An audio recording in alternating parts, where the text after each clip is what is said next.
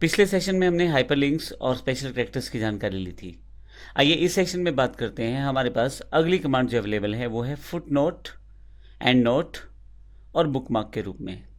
सबसे पहले foot note क्या है और एंड नोट क्या है।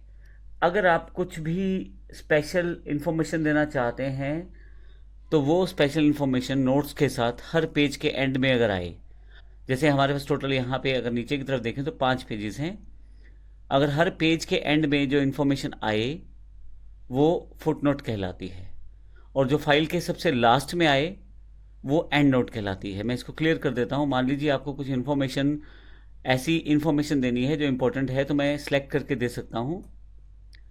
सेलेक्ट करने के पश्चात जो अभी मैं पहले पेज पे हूँ, पहले ही पेज पे नीचे की तरफ जो इन्फॉर्मेशन आएगी वो कहलाएगी फुटनोट। पर इसी तरह से कुछ इन्फॉर्मेशन स्पेशल और स्पेशल है, आप उसको सबसे लास्ट में, पूरी फाइल के सबसे लास्ट में नोट्स के रूप में रख सकते हैं, वो कहलाएगी एंड नोट। आइए प्रैक्टिकल रूप में इसे सीखते हैं। मैं यहाँ सेलेक्ट कर लेता हूँ। मैंने यहाँ वर्ड को सिलेक्ट कर लिया है या माउस रख लिया है, एक ही बात है यहाँ पे। और यहाँ मैं इंसर्ट फुटनोट पे क्लिक करता हूँ।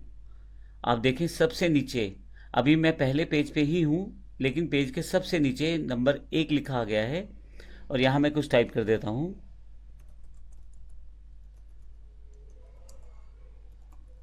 This is footnote first. अगर आप ऊपर जाएं थोड़ा सा, जहां मैंने माउस सेलेक्ट किया था, तो आप देखेंगे यहाँ 1 नंबर लिखा गया है, यानी कि ये फर्स्ट फुटनोट यहाँ पे इंसर्ट हो गया है।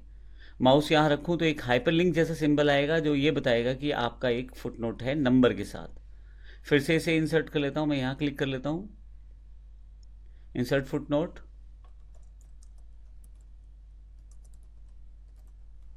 तो अब मेरे पास पेज पर 2 फुटनोट हैं और ये नंबरिंग यहाँ से दिखाई जा रही है। अब देखिए माउस पे क्लिक करके डायरेक्टली आप उस नोट पे जा सकते हैं।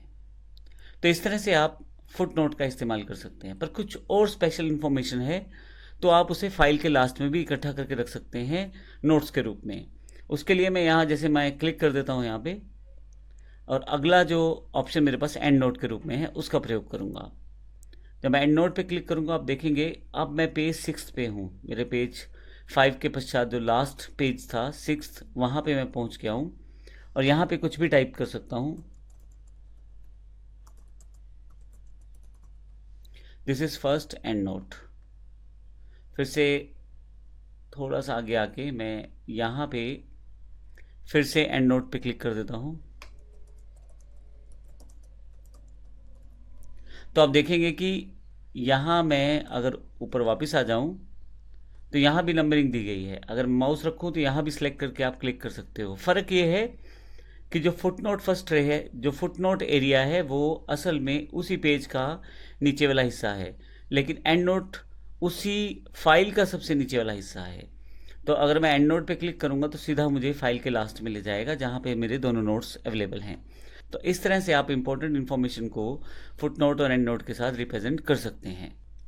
आइए अब बात करते हैं नेक्स्ट पार्ट, जो कि है हमारे पास बुकमार्क। बुकमार्क क्या होता है। आप जब किसी नॉर्मल बुक को पढ़ते हैं तो आप कोई इंपॉर्टेंट पार्ट याद रखने के लिए उस पेज को मोड़ देते हैं।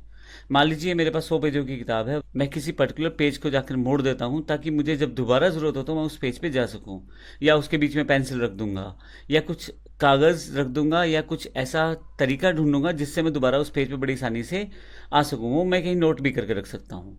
तो ये तरीका नॉर्मल वे में बुकमार्क कहलाता है। हमारे केस में क्या है, जब हम लिब्रे ऑफिस राइटर की बात करते हैं तो हम फाइल में दिए गए वो स्पेशल जगह जहां आप दोबारा वापस आना चाहते हैं उसको एक तरह से याद रख सकते हैं बुकमार्क के जरिए। तो जैसे एग्जांपल के लिए मैं यहाँ हूँ और मुझे इस जगह पे दोबारा वापस आना है, तो मैं यहाँ क्या करूँगा, यहाँ मेरे पास कमांड है इंसर्ट बुकमार्क, मैं क्लिक कर लूँगा। यहाँ मुझे बुकमार्क का नाम देना है। मैं माई फर्स्ट बुकमार्क यहाँ टाइप कर देता हूँ और इसे मैं इंसर्ट कर देता हूँ।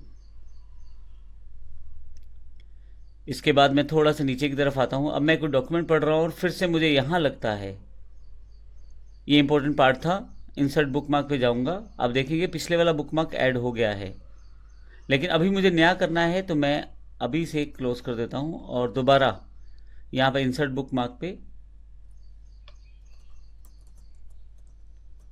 माई सेकेंड बुकमार्क, मैं इसे इंसर्ट कर देता हूँ और इस तरह से मैं एक लास्ट बुकमार्क और ले लेता हूँ यहाँ पे, जहाँ पे भी आप चाहते हैं।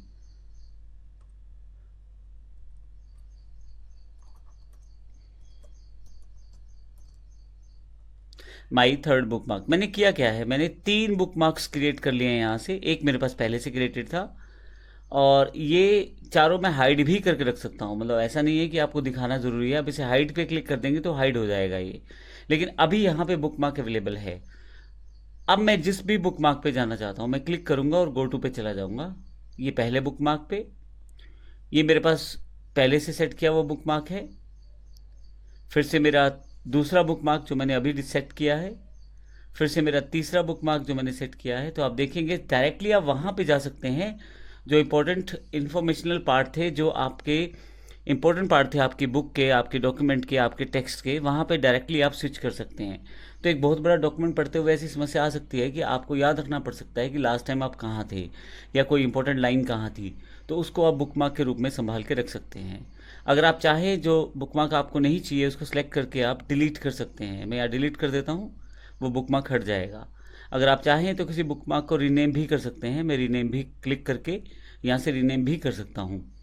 तो रीनेम पे जाके यहाँ पे मैं कुछ भी टाइप कर देता हूँ, ओके कर देता हूँ, तो ये फिर से मेरे पास नए नाम से आ जाएगा। नाम इसलिए नहीं दिखा रहा क्योंकि ऊपर की तरफ से हमारा फील्ड सिलेक्शन छोटा है। मैं बड़ा कर देता हूँ इसे, तो अब आपके पास पूरा नाम दिखाया जा रहा है और इसे मैं यहाँ से क्लोज कर देता हूँ। तो इस तरह से आप बुकमार्क्स को इंसर्ट कर सकते हैं। इस सेशन में हमने फुटनोट, एंड नोट और बुकमार्क की बात की है। अगले सेशन में एक बहुत ही इंपॉर्टेंट कमांड देखेंगे, क्रॉस रेफरेंस, और उसके साथ बाकी कमांड्स। धन्यवाद।